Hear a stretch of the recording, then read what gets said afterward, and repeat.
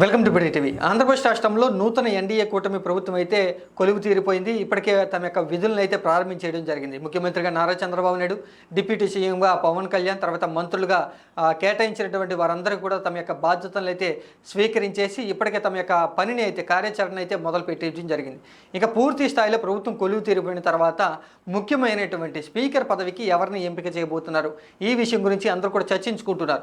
ఈ స్పీకర్ పదవి అనేది తెలుగుదేశం పార్టీకి దక్కబోతుందంటూ కూడా దాదాపుగా ఖరారు అయిపోయినటువంటి నేపథ్యంలో ఏ నాయకుడిని ఎంపిక చేయబోతున్నారంటే తెలుగుదేశం పార్టీ వర్గాలు అయ్యన్న పాత్రుడి పేరుని అయితే తెర మీదకి అయితే తీసుకురావడం జరిగింది. ఇప్పటికే సీనియర్గా ఉన్నటువంటి అయ్యన్న పాత్రుడికి మంత్రి పదవులు దక్కలేదు కాబట్టి చంద్రబాబు నాయుడు అయ్యన్న పాత్రని స్పీకర్గా ఎంపిక చేసేశారు. ఇప్పటికే ఒక నిర్ణయం అనేది తీసేసుకోవడం జరిగింది. ఇక అసెంబ్లీ సమావేశాల్లో స్పీకర్ కుర్చీని అయ్యన్న పాత్రుడు అధిరోహించడమే తర్వాయి భాగం అంటూ కూడా తెలుగుదేశం పార్టీ వర్గాలు చెప్తున్నాయి. ఇక అయ్యన్న పాత్రుడు కూడా ప్రభుత్వ ఉద్యోగులతో మాట్లాడుతూ అతి త్వరలోనే నేను స్పీకర్ కాబోతున్నాను, తర్వాత మీ అంతు తేలుస్తానంటూ కూడా ఆయన చెప్పినటువంటి మాటలను బట్టి చూస్తే ఏపీకి కాబోయేటువంటి అసెంబ్లీ స్పీకర్ అయ్యన్న పాత్రుడు, ఈ విషయం అయితే స్పష్టంగా తెలుస్తుంది. ఇక డిప్యూటీ స్పీకర్ పదవి అనేది ఎవరికి దక్కబోతుంది? కూటమిలో 3 పార్టీలు అయితే ఉన్నాయి.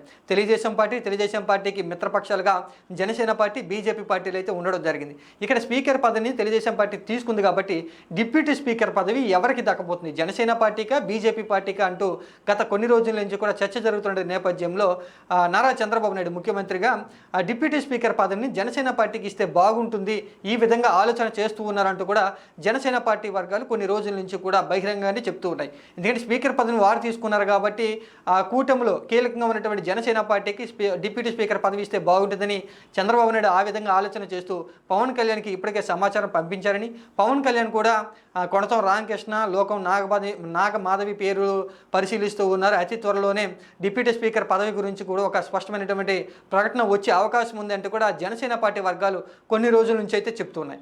ఇప్పుడు ఉన్నటువంటి రాజకీయ పరిస్థితులు బట్టి చూస్తే నారా చంద్రబాబు నాయుడు డిప్యూటీ స్పీకర్ పదవిని జనసేన పార్టీ కాకుండా మరొక మిత్రపక్షమైనటువంటి బీజేపీ పార్టీకి ఇచ్చే విధంగా ఆలోచన చేస్తున్నట్లుగా తెలుస్తుంది. ముందుగా జనసేన పార్టీకి ఇద్దామని ఆలోచన చేసినా కూడా మంత్రి స్థానాలలో జనసేన పార్టీకి కీలకమైనటువంటి మంత్రి స్థానాలు ఇవ్వటమే కాకుండా ముగ్గురికి అవకాశం కల్పించారు కాబట్టి, ఆ తర్వాత జనసేన పార్టీ అధినేత పవన్ కళ్యాణ్కి డిప్యూటీ సీఎంగా అవకాశం ఇచ్చారు కాబట్టి కీలకమైనటువంటి మంత్రి శాఖల్ని జనసేన పార్టీకి ఇచ్చాం కాబట్టి ఇటు బీజేపీ పార్టీ కూడా కొంత పెద్దపీట వేయాలని చంద్రబాబు నాయుడు తన యొక్క నిర్ణయాన్ని మార్చుకున్నట్లుగా తెలుస్తుంది.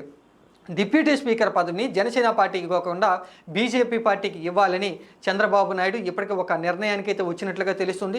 ఇంకా బీజేపీ పార్టీలో ఎవరికి ఇస్తే బాగుంటుంది అంటే సుజనా చౌదరికి ఇస్తే కనుక ఖచ్చితంగా బాగుంటుంది. అలాగే బీజేపీ పార్టీలో సీనియర్ నేతగా లేకపోతే కీలకమైనటువంటి నేతగా ఉన్నటువంటి సుజనా చౌదరికి ఇస్తే ఏపీలో ఉన్నటువంటి బీజేపీ పార్టీ కూడా కొంత సద్దుమణిగే అవకాశం ఉంది అనేటువంటి విషయం గురించి చంద్రబాబు నాయుడు ఆలోచన చేస్తున్నట్లుగా తెలుస్తుంది.